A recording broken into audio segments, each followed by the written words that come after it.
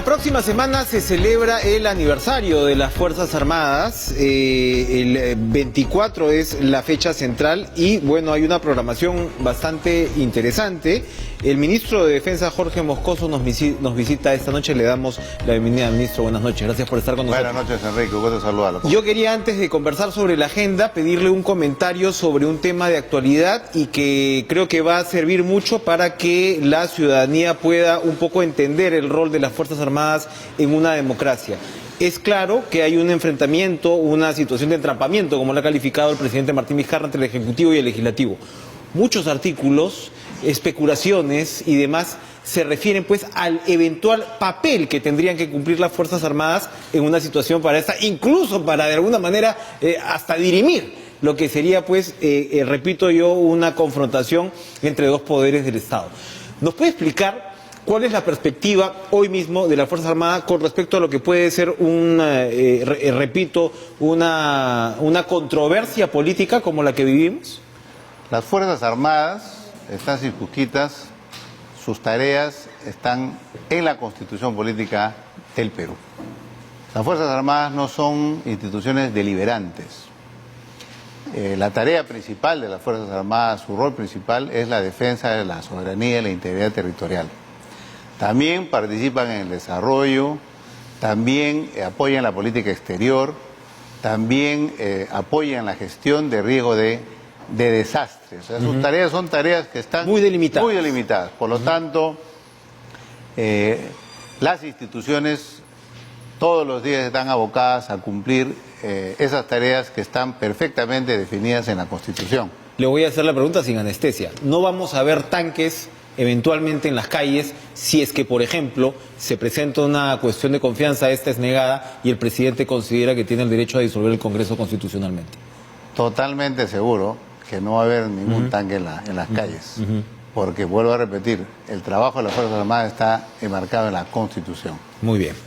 Y en todo caso, bueno, para este tipo de situaciones la policía cumple un eventual papel, ¿no? O sea, es lo que el Ejecutivo tiene bajo su control, en todo caso, para imponer el orden, me refiero.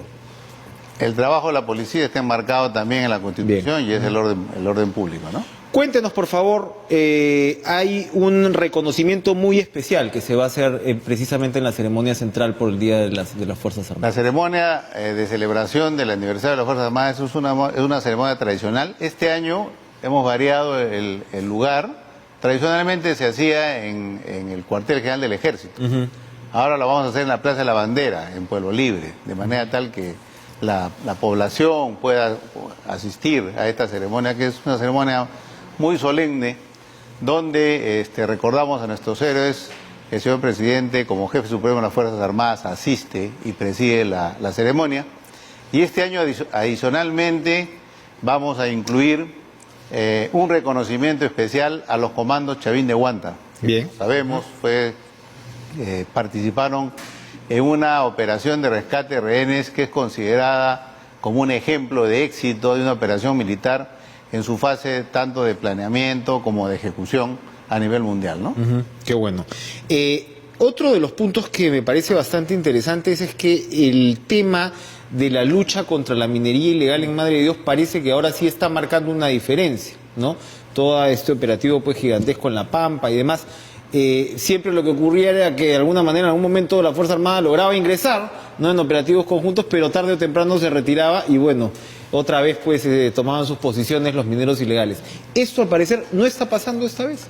Efectivamente, en cumplimiento a una disposición directa del señor presidente, hay una brigada del Ejército que ha sido desplazada desde Moquegua y está en su base ahí en Madre de Dios, en Puerto Maldonado, y con bases móviles desplegadas en la zona de la Pampa. Desde febrero se han iniciado las operaciones de en la lucha contra este ilícito. Como bien lo ha mencionado usted, la clave es el sostenimiento de las operaciones. Yo he estado hace algunas semanas atrás y hemos podido comprobar cómo donde antes había una gran cantidad de gente, no solamente realizando estas operaciones, deforestando, contaminando las rutas, digamos, o las diversas vías de agua.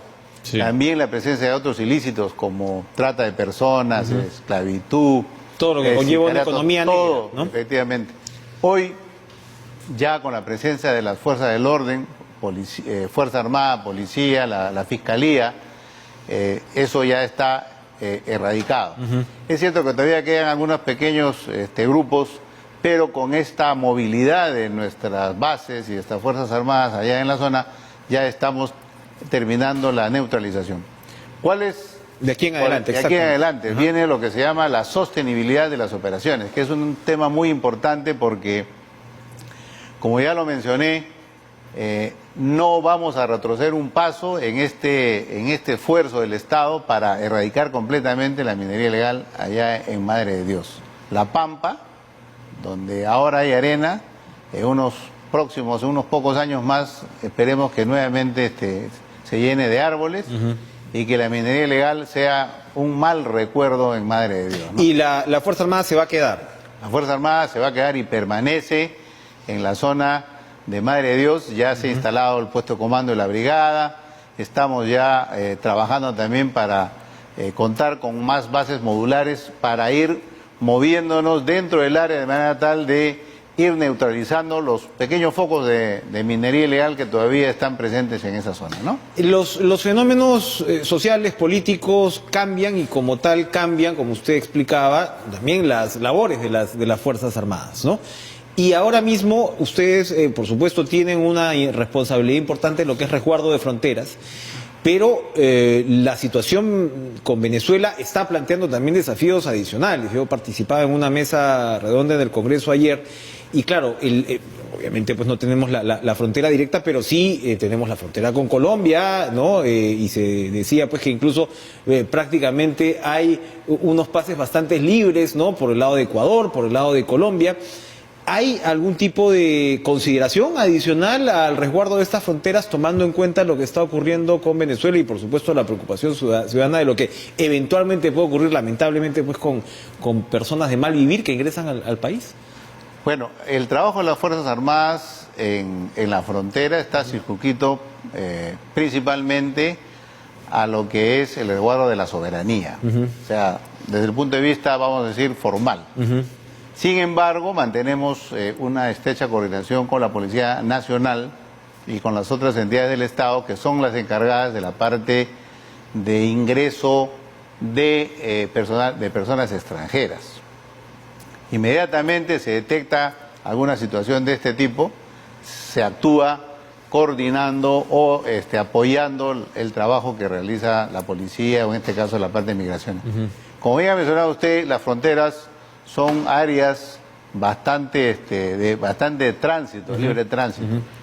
Entonces, en estricto, el trabajo le corresponde a la policía, pero nosotros apoyamos en las zonas donde tenemos la presencia de las Fuerzas Armadas. Si hablamos de la frontera del Putumayo, nuestras bases están distribuidas a lo largo del río, de la zona donde hay no solamente bases nuestras, sino de la Marina, bases del Ejército y de la Marina, de manera tal de colaborar, contribuir con trabajo de evitar el ingreso de personal extranjero por los pasos no autorizados, ¿no? ¿Qué situación ha encontrado en el Braem? En los últimos días hemos visto resultados positivos en la lucha contra el narcoterrorismo, pero se comenta pues mucho que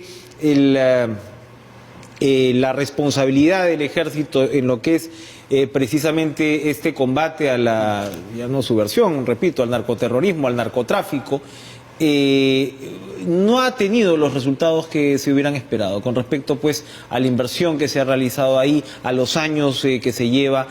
¿Cuál es el objetivo que usted quiere trazar para el combate contra la subversión o contra el narcoterrorismo en el Braem? Al asumir el encargo del señor presidente de la República como ministro, uno de los primeros lineamientos que recibí de él fue pacificar el Braem. Yo, siendo almirante de la Marina, mi último cargo en servicio activo fue jefe del Comando Conjunto de las Fuerzas Armadas. Así que trabajé muy directamente en ese esfuerzo de la pacificación. Lo que tenemos en el BRAE son remanentes de un grupo terrorista que no representan ningún peligro para el Estado, pero que todavía mantienen un cierto nivel de presencia, sobre todo en las zonas más inaccesibles por el tema de la geografía. Y la presencia del narcotráfico. Esa relación entre este grupo terrorista que incluso utiliza la ideología a su conveniencia y a sus intereses, con el narcotráfico es esa simbiosis que está presente y que genera esa dinámica perversa en esta región. El objetivo es neutralizar y pacificar, neutralizar los remanentes terroristas y pacificar el Braen en el plazo más breve. Yo espero que para el Bicentenario podamos ya cumplir con esta tarea encomendada por el señor presidente. La estrategia que estamos empleando, dada la magnitud de estos delincuentes, de los remanentes de estos delincuentes terroristas, es optimizar el esfuerzo de inteligencia a través de la integración de la información de las diferentes agencias, tanto de Fuerzas Armadas como Policía Nacional, y la integración con la Policía Nacional en la parte de operaciones con fuerzas especiales. O sea, no es un tema de salir a buscar, sino empleando la inteligencia, ubicar exactamente la posición de los campamentos o de las columnas y neutralizar a los delincuentes. Este es el objetivo, esta es la estrategia. En las últimas semanas hemos tenido algunos resultados importantes, capturas de unos mandos, se han entregado también algunos terroristas que han abandonado las filas de estos grupos, de manera tal que sumado todo el esfuerzo y el control territorial, vamos avanzando en el cumplimiento de ese objetivo. Nos quedan unos segundos, ministro. Yo quisiera un comentario suyo sobre lo que usted ha trazado también para lo que se refiere a planes contra la corrupción en el sector. Es una preocupación ciudadana evidente y es evidente que antes se ha visto pues corrupción en el rubro, ¿no? Cuéntenos, por favor. Al asumir el compromiso y el encargo del señor presidente como ministro, también uno de los objetivos de gestión es la total transparencia y la eficiencia en el gasto militar. Hemos tenido ya reuniones con los comandantes generales, se ha orientado a los sistemas de control propios, que son las inspectorías, para poder optimizar todos los procesos de control. Hemos tenido ya una reunión de coordinación con el señor Contralor General de la República. Vamos a firmar un convenio en las próximas semanas, no solamente para facilitar el trabajo de Contraloría, sino también para recibir capacitación por parte de Contraloría, de manera tal de hacer conocer a nuestros servidores, a nuestros funcionarios, acerca de todo lo que significa el sistema de control. Todo eso sumado va a ayudar a este objetivo de total transparencia y, lo más importante, eficiencia en el gasto militar, ¿no? Ojalá sea así. Suerte entonces en esa labor, ministro de Defensa, almirante Jorge Moscoso. Gracias por acompañarnos esta noche. Muchas gracias por la entrevista. Y bueno, felicitaciones a las Fuerzas Armadas por su aniversario. Vamos a hacer una pausa. Regresamos con el congresista Richard Arce. La situación pues en el Congreso y el Tribunal Constitucional sigue muy movida. No se muevan.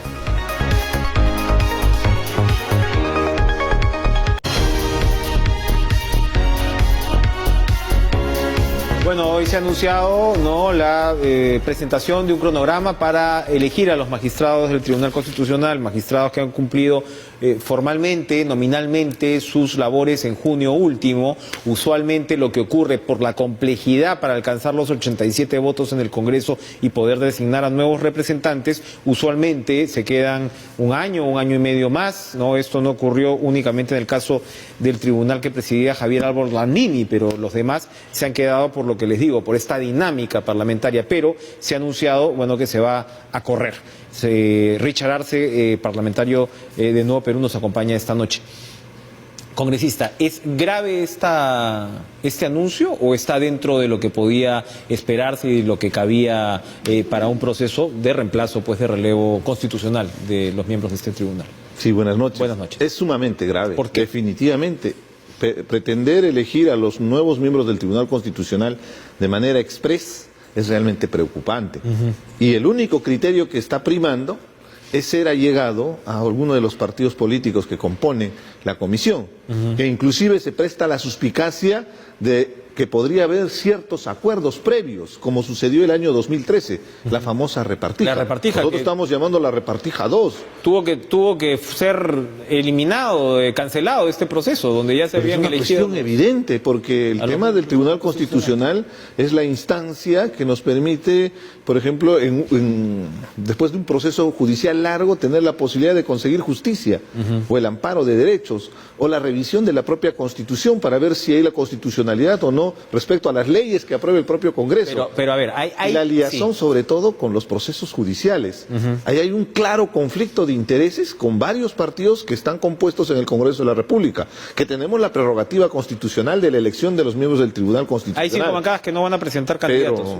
Nosotros, claro, por supuesto. Entre ellas la suya. Porque nuevamente, con nuestra participación, bajo el criterio de estar poniendo nombres por delante de un criterio elemental cuando hay un proceso de selección, que es preparar el perfil para ver capacidades, competencia, currículo, inclusive temas de probidad a la hora del ejercicio de la función. Esos criterios tienen que estar establecidos previo a estar soltando nombres. Porque caso ya hay contrario, una lista que están circulando, ¿no? Está circulando, pero ya claramente lo han manifestado dentro de la propia comisión. De parte de nosotros va el congresista Quintanilla y hemos mostrado nuestra discrepancia abierta, porque no es posible que se priorice el tema de nombres. ¿Te imaginas en cualquier concurso público que primero se pongan los nombres y después se vea el tema de los perfiles? Es realmente hasta aberrante, podría decir, para lo que significa el Tribunal Constitucional, un espacio de garantía constitucional dentro del Estado peruano. Yo veo aquí 2 niveles. Uno es el que usted está describiendo de los procesos judiciales que pueden comprometer, que claramente pues comprometen a actores políticos ahora mismo, ¿no? Ese es uno. Vamos a retornar en un par de minutos a esto. Pero el otro es el actual choque entre el Ejecutivo y el Legislativo. Porque todos sabemos que en el corazón de esta controversia está la constitucionalidad o no de una cuestión de confianza que pueda presentar el presidente de la República para que el gobierno o el Congreso apruebe el adelanto de elecciones. Quien define si esto es constitucional o no en última instancia es el Tribunal Constitucional. Entonces también preocuparía que la actual composición del tribunal se vaya cambiando rápidamente para poder también influir en lo que es esta controversia, ¿o no? Por supuesto, pero esa es una de las aristas de las expectativas. Porque estamos hablando de las próximas semanas, o sea... Ellos lo que plantean es que para fines de septiembre ya se vote en el Pleno la composición O sea, sería la nueva composición del Tribunal Constitucional la que eventualmente podría evaluar la pertinencia o no de una cuestión de confianza. Sí, y sobre todo los procesos que están en marcha, que ya van a tener hasta sentencia. Hay varios, es muy importante resaltar el conflicto de intereses abierto que existe con varios partidos. Estamos hablando del caso de Keiko Fujimori, por ejemplo, el habeas corpus, que se iba a ver el 25 de septiembre. No, pero es una forma también de hacer presión en un escenario donde ya se va a pronunciar en la próxima semana el Tribunal Constitucional. Este criterio de celeridad evidentemente tiene un efecto reflejo en el Tribunal Constitucional actual. O sea, no vamos a ser demasiado ingenuos de la intencionalidad que se tiene. Pero más allá de esto, lo que nos preocupa es la institucionalidad del país. ¿Cómo van a reaccionar ustedes? ¿Qué es lo que proponen entonces para frenar este proceso? Hemos enviado hoy día un documento donde hemos planteado abiertamente que no vamos a proponer candidatos, porque no nos parece que ese es el criterio que debe primar la decisión de esta comisión. Lo que debe priorizarse son los criterios de selección, cuestiones elementales a la hora de la evaluación de estos altos funcionarios de Estado. Y lo segundo, evidentemente, está relacionado que esto requiere una discusión mayor, una evaluación y una reflexión. No hay por qué correr. Sé que estamos con los tiempos ya vencidos, porque esto debió haberse dado en el primer semestre del año, según está establecido en la Constitución, pero recordemos bien, hemos tenido en el gobierno anterior la incapacidad de tener los votos y se ha mantenido el Tribunal Constitucional varios años para que recién se pueda renovar con este nuevo periodo parlamentario. Fue en el 2016, si es que no me equivoco, donde se hizo la renovación de un miembro del Tribunal Constitucional. Entonces, en ese marco, ¿por qué correr? ¿Por qué hacerlo de manera express? ¿Cuál es la intencionalidad subrepticia detrás de esta pretensión de querer cambiar a los miembros del Tribunal Constitucional de manera express? Vamos con calma con el TC y vamos corriendo nosotros a una última pausa. Regresamos con el congresista Richard Arce, no se muevan.